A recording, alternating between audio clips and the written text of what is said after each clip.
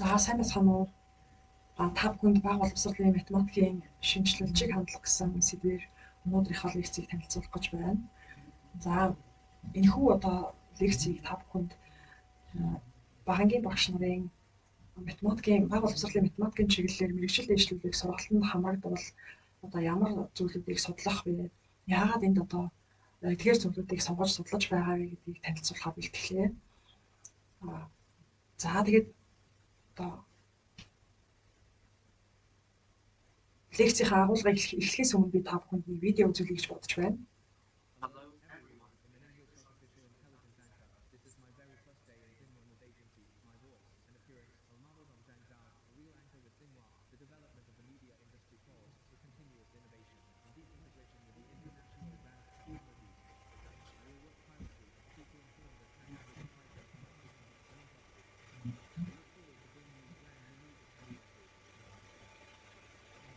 За та бүхэн саяын видеог үзээд миний энэ асуултанд хариулна уу? Энэ хүнийг та таних уу гэж асууж байгаамаа.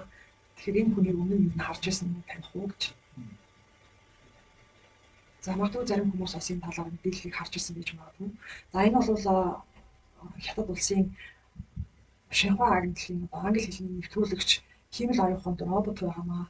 Тэгэхээр энэ робот бол яг бодит хүн мэд харагдаж байгаа та нарт бол бас нэг зүйлийг бодогдуулж байгаа хаа. Өнөөдөр Химэл оюуханы технологи ийм өндөр түвшинд хөгжсөн байна. За энэ бол 2019 онд бол үйл ажиллагаа эхэлсэн юм робот гэж байгаа. Үүний дараа бол эмэгтэй нэвтрүүлэгч нь бас эпишт ингэж нэвтрүүлэг уншиж эхэлдэг болсон байгаа. За энэ бол дундад улсын оюуханд Химэл оюуханд нэвтрүүлэгчийн жишээ. Үүний өмнө бол Эрика гэдэг бас Японы нэвтрүүлэгч бол бас ажиллаж эхэлсэн байгаа.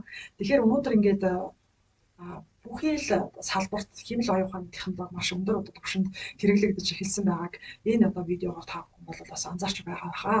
Тэгэхээр бидний энэ сургалтын үйл ажиллагаанд өнөөдөр энэ мэдээлэл харилцааны технологийн тусламжтайгаар энэ Химэл оюухан энэ тарих судлалын шинжилгээний ололт амжилтууд маш их нэвтэрч байгаа учраас бид сургалтанд арай өөр өнцгөө сандах ийм шаардлагатай цаг үе ирсэн байна. За тэгэхээр лекц рүү орохын өмнө та бүхэн дараах асуултыг дэвшүүлэхээр бэлтгэлээ.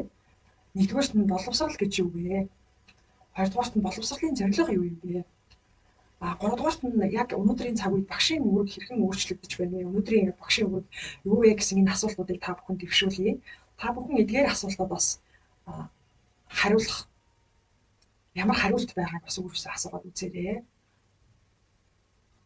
Тэгэхээр 30 жилийн өмнөх эдгээр асуултууд өнөөдөр бол хэрхэн өөрчлөгдөж байгааг та бүхэн бас дүгнэлт хийгээд бодоод үзэхэд бас нэг зүйлийг өгүүлэх болов уу гэж ингэж бодож байна. За эдгээр асуултанд хариулсны дараа хичээлийнхаа өнөөдрийнхаа лекцийн гол агуулга оръё. Энийг эхлэхийн өмнө та бүхэн бага боловсролын математикийн сургалтын түүхэн хөгжлийг товчхон авч үзье гэж ингэж бэлдсэн байна. За 1921 оноос өмнө бол гэрийн сургууль, шавлын суралцах хэлбэрээр сургалт маань явагдаж байсан. За 21 оноос эхлээд улсын сургууль анги танхимын системээр хичээлж эхэлсэн. За 1926 онд бол тооны ухаан гэсэн бие даасан хичээлийг судлаж, за тэр хичээлийн маань хөтөлбөр тухайн үеийн зөвлөлт толгойд улсын хөтөлбөрөөр ингэж шууд зохион байгуулагдаж байсан байгаа. За дараа нь 1946 оноос Архимед гэдэг нэртэй хичээл үзэж эхэлсэн байгаа. Өөрөөр хэлбэл бага боловсролын математикийн хичээл маань Архимед гэсэн нэртэйгээр судлагдсан байгаа. 1963 оноос тооны ухаан нэртэйгээр ингэж судлаж эхэлсэн байна. За дараа нь 1972 онд бол математик гэсэн нэртэйгээр сургалтын програм хөтөлбөрт бол орж эхэлсэн байгаа. За энэ математик гэсэн нэртэй орж эхэлснээс хойш ер нь академик шин чанаранд хамгаалсан хөтөлбөр хэрэгжиж байгаа. 1992 оноос шилжилтийн програм, за мөн боловсрол хувийн сургуулиуд нээгдэж ажиллаж эхэлснээр янз бүрийн дэлхийн хэмжээнд хэрэглэгддэг олон янзын хөтөлбөрүүд бол хэрэгжиж эхэлсэн байгаа. 2004 онд манайх өөрийнхөө стандартыг анх батлаж стандартын дагуу үндэсний хөтөлбөрөө боловсруулжийн хөтөлбөрийг бол мөрдөж явж байгаа. 2014 онд цөм хөтөлбөрийг батлаж хэрэгжүүлж эхлээд 2019 онд цөм хөтөлбөрөө нэг удаа ингэж сайжруулсан байгаа.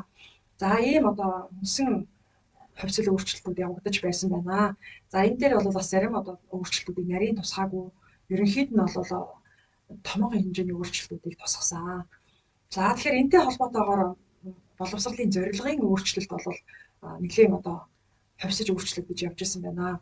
21 оноос өмнө болохоор ихэвчлэн сургалтын үйл ажиллагаанд хамрагдаж байгаа хүүхдүүд бол одоо хаад ноёдын хүүхдүүд ч юм уу тухайн үеийн одоо засаг захиргааны нэгжийг ингэж төрийн албыг хашах хүмүүс бэлтгэгдэж байсан. Тэр хүүхдүүд бол ихэвчлэн төрийн ёс журамд суралцах юм зорилгыг бол агуулж байсан байгаа. За мөн шашны зорилгоор шашныг түгээн дэлгэрүүлэх, шашны номлолыг сурталчлах зорилгоор бол сургалтын үйл ажиллагаанд шавлан суралцаж ингэж явж ирсэн сургалтуудад бол мэдээж байсан байж таарна.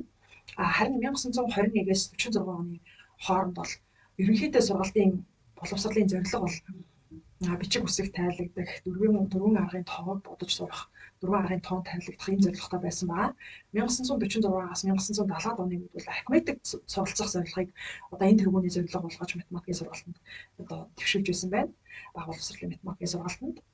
За 1970-аас 90 оны хооронд бол академик чадварт суралцах, академик мэдлэгийг чухалчлах ийм шин чанартай зорилгууд бол төвшигдэж байсан байна. Харин 1990-ээс 2004 оны хооронд мэдлэг чадвар хандлагыг одоо ингэж хамттан авч үзэх одоо өөрөөр хэлбэл тухайн хичээлээр мэдлэг чадвар хандлагыг эзэмшихийг ингэж зорилго болгож авч үзэж байсан байна.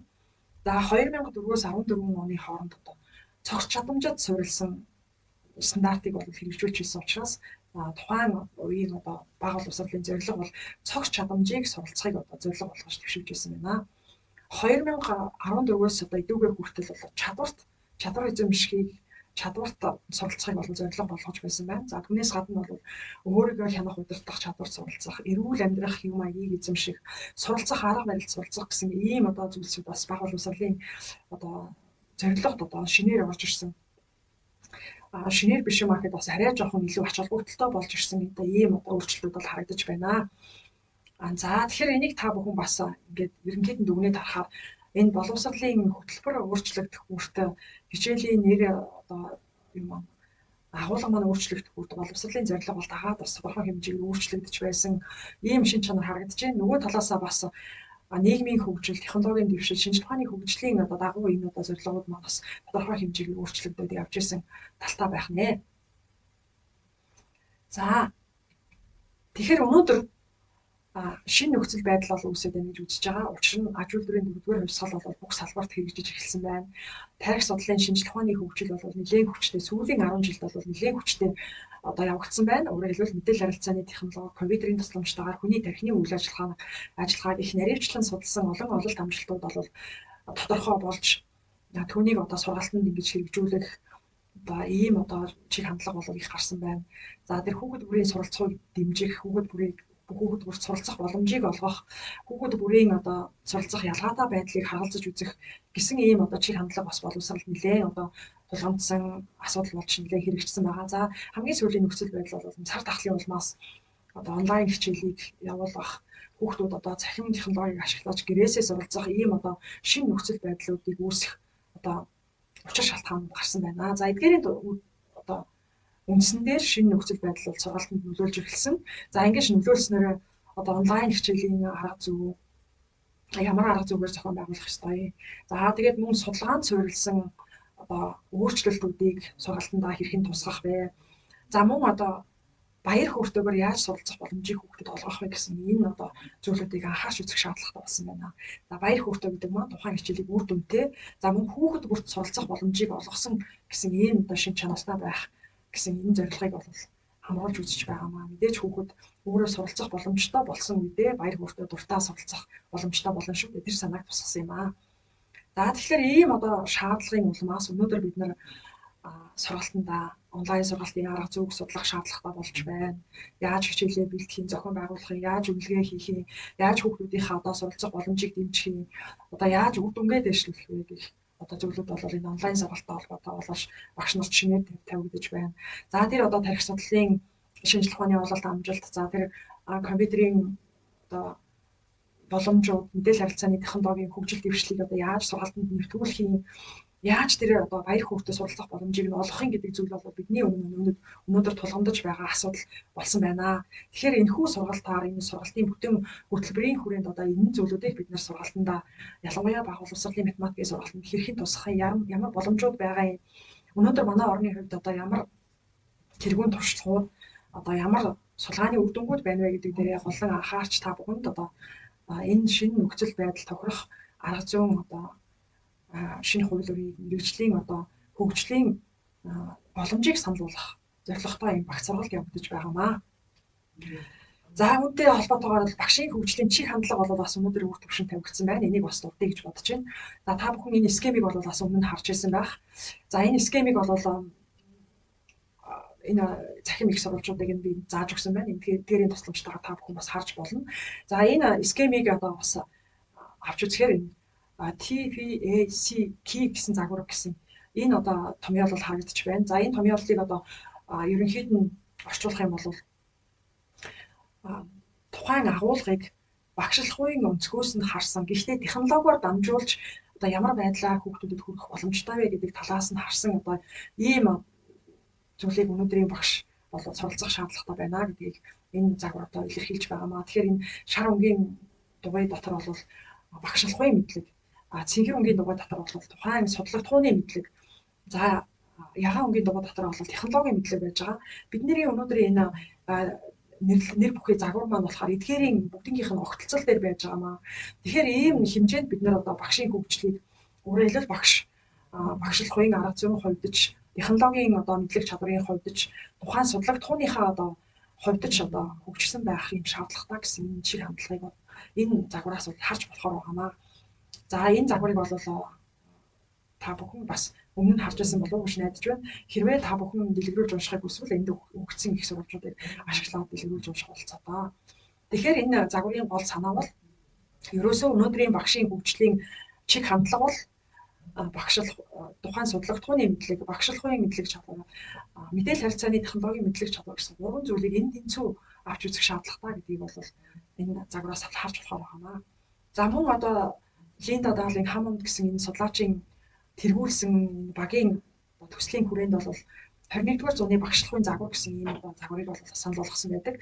За энэ одоо загварын хүрээнд бол бас мөн адилхан өмнөх загвартаа төслөө одоо судлагдхууны мэдлэг, багшлах арга зүйн мэдлэг, за мөн одоо суралцагчийн тухайн мэдлэгийг бол авч үзэх шаардлагатай юм аа гэсэн энэ одоо санааг бол энэ загвар дээр тусгасан байгаамаа.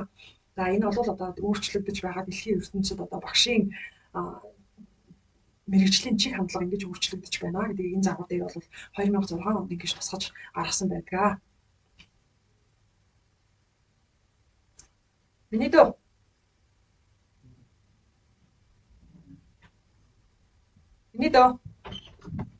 За нэг юм гараад ингэж юу хаа болцсон шүү.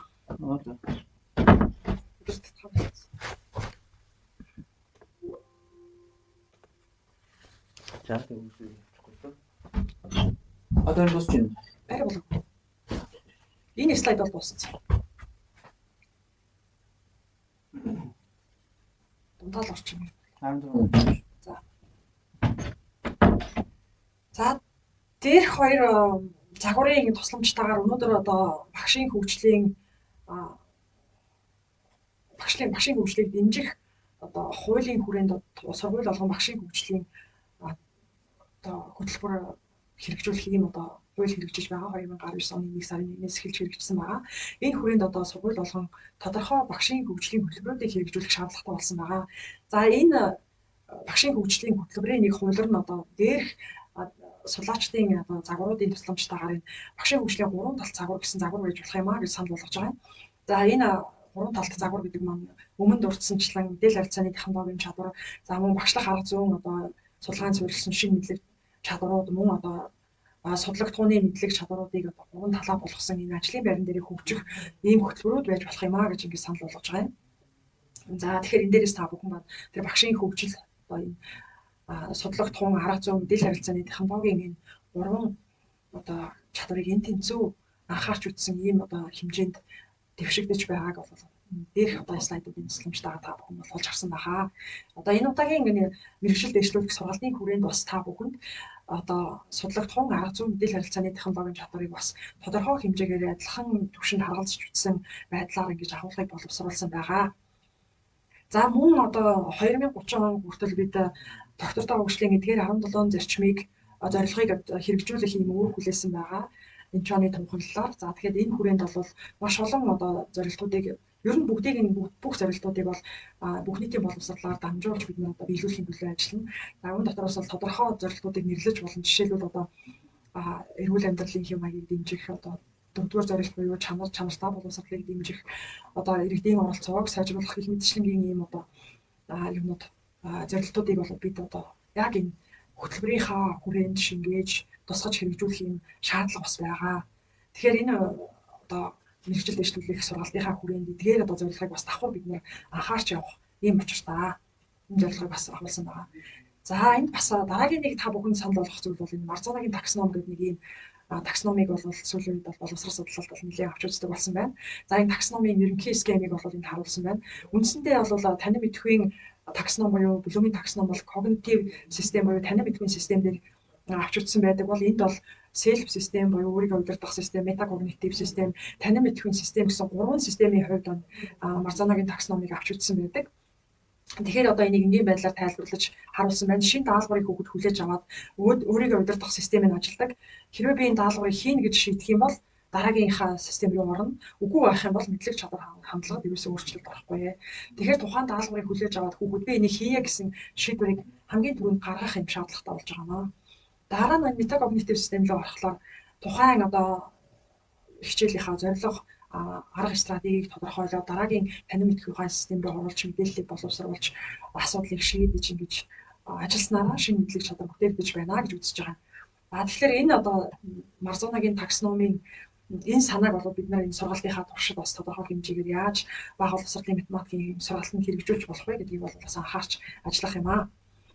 За тэгээд энэ бүх үндэслийн одоо үр дүнд бид нар одоо технологиор дамжуулж, мэдээлэл харилцааны технологиор дамжуулж, нийгэмшиг ба сэтгэл хөдлөлд суурилсан сургалтын одоо арга зүйг хэрэгжүүлэх гэсэн энэ одоо чиг хандлага бол бас өнөөдрийн манай энэ мэрэгжил дэвшлүүлэх сургалтын маань туршид бас тодорхой хэмжээгээр одоо хэрэгжиж явах юм аа.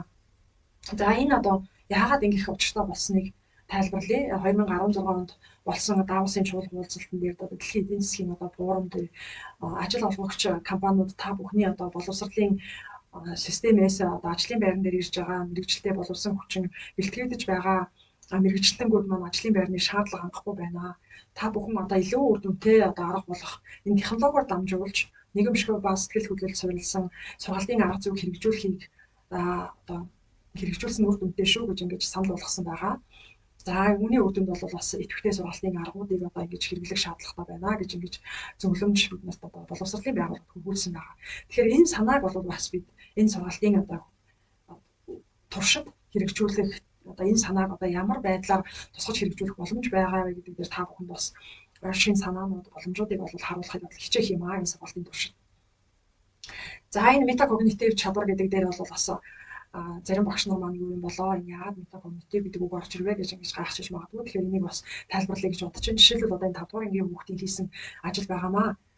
За энд бол эхний ажил нь болохоор бас өгсөн бодлогыг бодсон бодолд харагдаж байна. Жишээлбэл энэ дээр бол 46.1 богмол гэсэн ийм хариу гаргасан байгаа. Тэгэхээр энэ метакогнитив систем буюу тэр өөрийнхөө танин мэдхийн онцлог тэр одоо зөв тогтлыг ухаарч одоо өөрийнхөө хийсэн үйл ажиллагааг эргэж харж хянаж байгаа ийм одоо суралцагчийн хувьд бол энэ дээр миний энэ гарсан хариу чинь богмолын тоо учраас энэ бутархай гарах ёсгүй.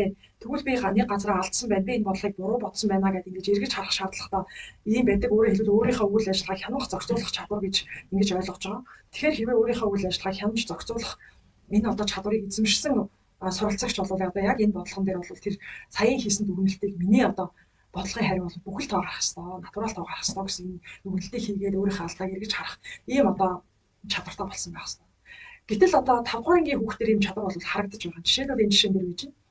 За энэ бодлогын өгүүлбэр дээр болохоор сургууль нийт 803 сурагчтай, эмэгтэй сурагчдын тоо 412, эмэгтэй сурагчдаас 2 дахин олон, эрэгтэй сурагчдын тоог олоо гэсэн юм бодлого байж байгаа. Тэгэхээр 412-оос 2 дахин олон гэхлээр 824 гэдэг. Тэгэхээр энэ хүүхэд хариулахдаа болохгүй, энэ бодлого бол бодож болохгүй байна. Ийм хариу гарч болохгүй.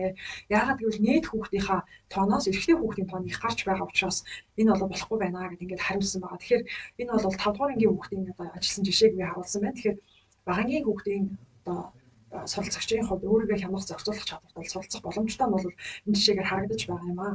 Тэгэхээр бол бас өнөөдрийн бидний энэ сургалтын хүрээнд энэ мэрэгжил дэвшлүүлэх сургалтынхаа хүрээнд яаж энэ метакогнитив чадварыг одоо хөгжүүлэх вэ? Яаж дэмжих вэ? Яаж үнийг анхаарах вэ гэдэг талаар бас тодорхой агуулгуудыг бас тусгаж бэлдсэн байгаа. За метакогнитив чадвар бол математикийн хичээлд илэрч байгаа хүүхэд бол одоо ийм одоо бодлуудтай хүүхдүүд төрж явах хэвээр. Үүнийг би анхаарахгүй бол ойлгохгүй шүү. Олон дахин давтаж байж одоо би энийг хадгалж одоо мартахгүйгээр дараа нь ашиглаж болох боломжтой болно ч гэдэм үү. Тооныг хадгалах учраас эерэг тоо гарах ёстой ч гэдэм үү. Хүний тоолж байгаа учраас энэ натурал тоо гарах ёстой ч гэдэм үү. Ийм бодлуудыг хүүхдүүд одоо бодож чадчихвэл энэ одоо метакогнитив чадвар илэрч байна гэж үзэж байгаа маа. За энэний үр дүнд бид нарын шавнар өөрийгөө хянаж зохицуулах, одоо шинэ нөхцөл үүсвэл түнд дасан зохицох, шинээр шинэ зүйлийг суралцах, эрүүл амьдрах, хамтран бүтээлчээр ажиллах чадвартай болох ийм одоо хэрэгцээ шаардлага дэвшигдэж байгаа учраас өнөөдрийн манай бага боловсролын математикийн хичээл эдгээр чадварт энэ шинэ нөхцөл байдал ямар хувь нэмэр оруулах вэ, яаж анхаарах вэ гэдэг дээр бол бас тодорхой хэмжээгээр өөрчлөгдөх шаардлагатай байгаа. Энэ өөрчлөлтүүдийг бас тодорхой хэмжээгээр яаж бид нарыг хэрэгжүүлэх болцоотой вэ гэдгийг бол тусахыг зорьсон байгаа. За ингээд бага боловсролын математикийн хичээлээр ямарваа зүйлийг уншиж ойлгох, задлан шинжилгээ хийх, хэрэгцүүлэн бодох, зорилго руугаа чиглэн ажиллаж амьдрах, хамтрах, шинээр бүтээх, бусдад туслах гэсэн ийм одоо үйл ажиллагаануудыг одоо дэвшүүлэх, ийм үйл ажиллагаануудыг хүүхдүүдэд өмнө нь одоо төлөвлөж, бэлдэж өгөх ийм одоо шинэ хэрэгцээ шаардлагууд бол бас нэлээд одоо үүсэж байгаа. Тэгэхээр манай өнөөдрийн энэ сургалтаа бол та бүхэн энэ одоо зорилгыг агуулж ийм одоо үйл ажиллагаануудыг хэрхэн зохион байгуулах, төлөвлөх талаар бол тодорхой хэмжээгээр судлах, өөрсдөө туршиж үзэх хичээлдээ буулгаж хэрэглэх ийм болцоотой болох юм аа. За өнөөдрийн багш бид одоо хэнийг, юуг, яагаад, хизээ хэрхэн одоо суралцах ёстой болсон бэ гэдгийг одоо чиглүүлэх энд туслах ийм одоо хэрэгцээ шаардлагатай болсон байна. Тэгэхээр 21-р зууны суралцагчийг одоо шинээр одоо энэ мэдээлэл харилцааны технологийн 90-100-д яаж амьдрахад хэрэгтэй юу байгаа юм, түүнийг яагаад суралцах ёстой юм, биднийгаа хизээ суралцах юм, яаж суралцах вэ гэдэг бол бидний анхаарах ёстой зүйл болсон байна. Өөрөөр хэлбэл багшийн маань үүрэг ингэж өөрчлөгдсөн байна гэж үзэж байгаа. За тэгэхээр өнөөдрийн энэ сургалт маань бас ийшээгээ чиглэж одоо төлөвлөгдсөн байгаа. За тэгэхээр хичээлийн төгсгөл та бүхнээс та хоёр нь юуг суралцмаар байна? Таны хэрэгцээ сонирхол юу байгаа? Таны сурах арга барил ямар онцлогтой юм? Таны боломж юу байгаа юм? Таны хүлээж байгаа үр дүн юу байгаа вэ гэсэн асуултыг та бүхэн дэвшүүлье гэж бодож байна. Та бүхэн одоо бидэнтэй холбоо барих боломжуудаар одоо энэ одоо хичээлийн одоо комент хэсэгт нь ч юм уу одоо энэ саналаа хуваалцвал дараагийн сургалтанд бас энэ агуулгыг таны хэрэгцээ сонирхлыг харгалзаж үзэх юм боломжтой болох учраас энэ асуултуудад хариулах, бидэнд одоо эргэх холбоогоор энэ одоо асуултуудад хариулсан байдлаа танилцуулах юм бол сургалтанд маань тодорхой хэмжээгээр тусах бололцоотой байгаа учраас та бүхэнд эдгээр асуултуудыг дэвшүүлээд энэ удаагийнхаа сургалтын танилцуулгыг дуусгаж байна.